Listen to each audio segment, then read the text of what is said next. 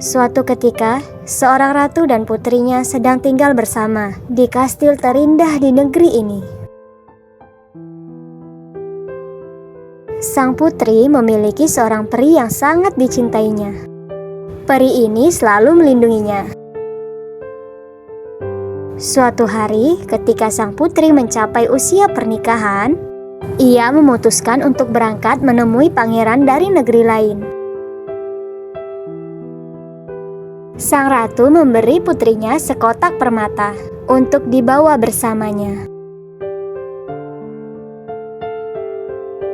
Jika ada yang menyadari bahwa kau adalah seorang putri dalam perjalanan, hal buruk bisa menimpamu.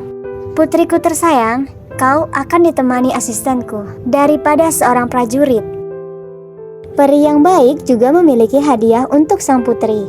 Ia memberinya seekor kuda berbicara bernama Falada. Hei, aku senang berangkat, Tuan Putriku. Ada satu hal yang ingin kuberikan padamu, Tuan Putri. Peri memberi Tuan Putri sebuah sapu tangan. Ini adalah sapu tangan ajaib untuk Tuan Putriku. Simpan selalu bersamamu dan gunakan ketika kau membutuhkannya. Tuan Putri berpamitan dan naik ke Falada, dan asistennya berada di atas seekor keledai.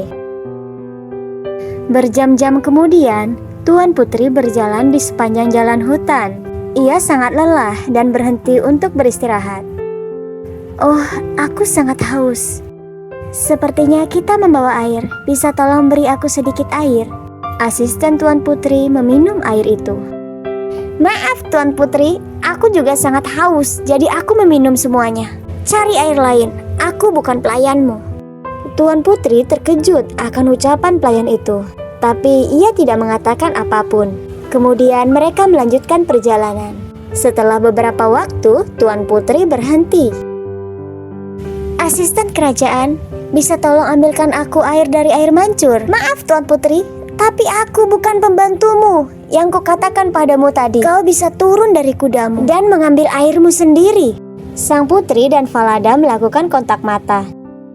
Kau tahu, aku mulai berubah pikiran tentang asisten ini. Sebaiknya kau berhati-hati di dekatnya. Sang putri turun dari kudanya dan ia meminum air dengan telapak tangannya. Sapu tangan ajaib di sakunya tiba-tiba mulai berbicara. Hati-hati Tuan Putri, asisten gadis ini berbahaya. Tapi saat sang putri membungkuk untuk meminum air, sapu tangan sihirnya jatuh ke dalam air. Oh tidak!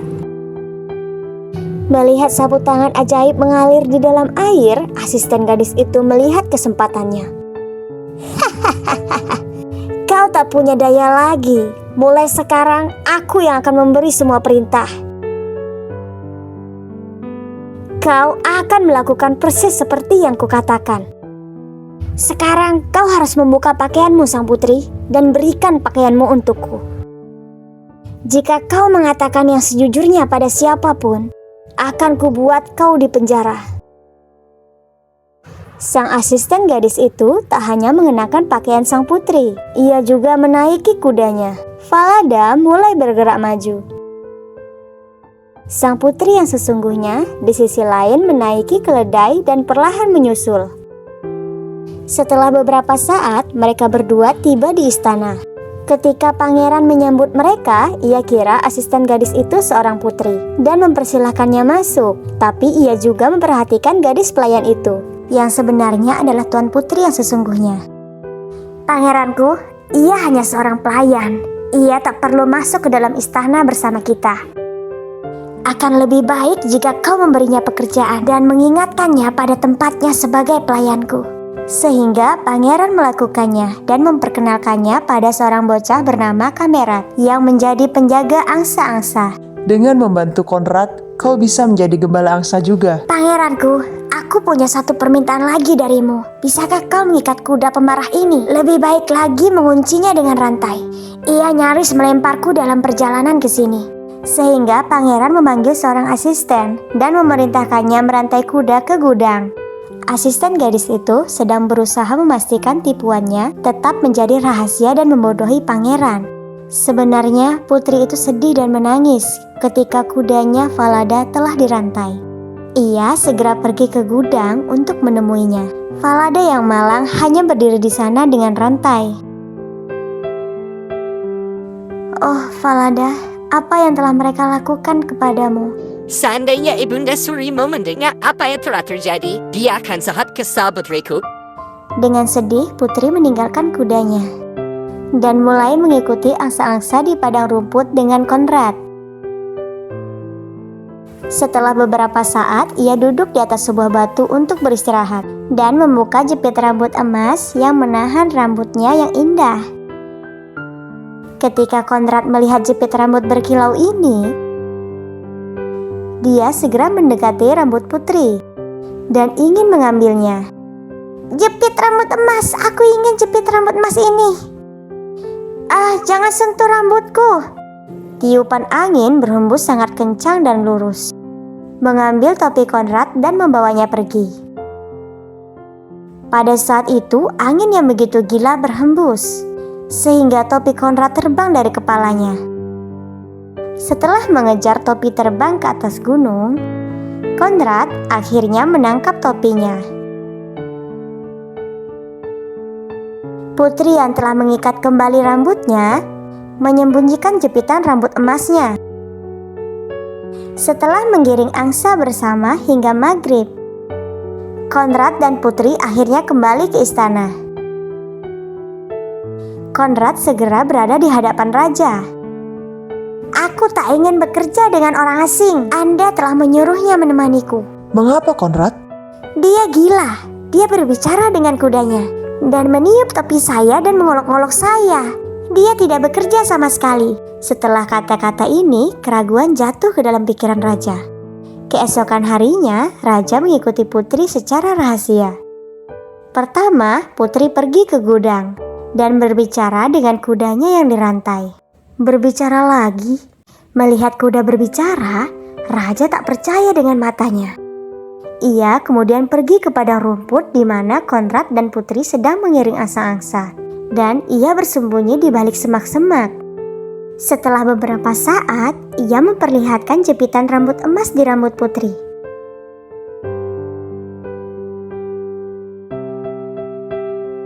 Angin, bertiuplah dengan kencang. Angin segera mengambil topi Konrad dan membawanya pergi. Setelah kata-kata Putri ini, angin bertiup sangat gila dan mulai bertiup, dan topi terbang lagi. Konrad berlari mengejar topinya naik ke gunung-gunung. Sementara itu, sang putri menyembunyikan jepitan rambut emasnya lagi. Melihat ini, raja sangat terkejut dan diam-diam kembali ke istana segera.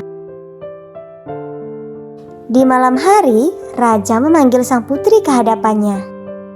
Ia bertanya padanya tentang ia bicara dengan kuda Falada, jepitan rambut emas, dan angin liar. Pada saat itu, sang putri mulai menangis. Aku tak bisa memberitahumu yang mulia. Jika aku melakukannya, aku akan masuk penjara. Jangan takut untuk mengatakan yang sebenarnya, gadis muda. Ceritakan padaku.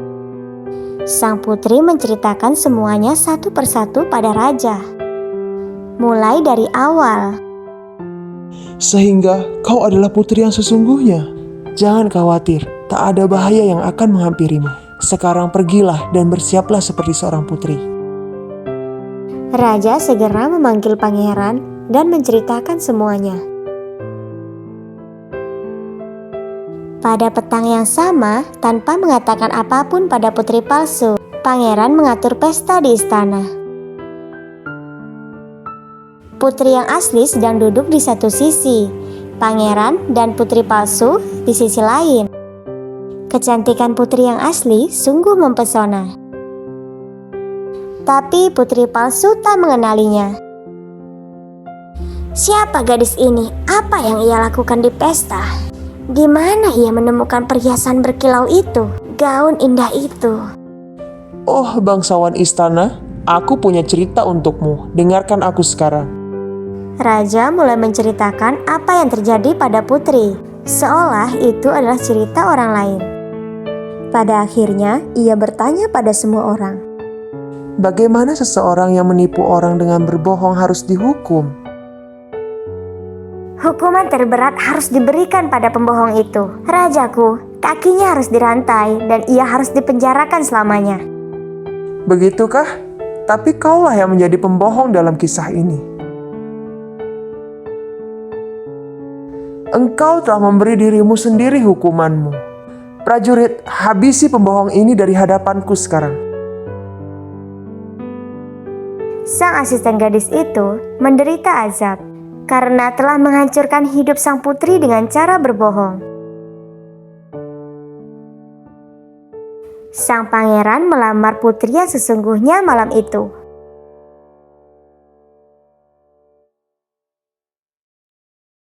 Lalu sang putri dan pangeran pergi ke gudang dan menyelamatkan kuda yang sering berbicara dengan Falada. Kebenaran akhirnya terungkap. Tuan Putri, jika Ibunda Suri melihat momen ini, ia akan menangis dengan bahagia. Sang putri dan sang pangeran telah memulai hidup baru, di mana mereka sangat bahagia sekarang. Dan peri baik hati sang putri selalu bersama mereka, melindungi mereka dari segala kejahatan selamanya.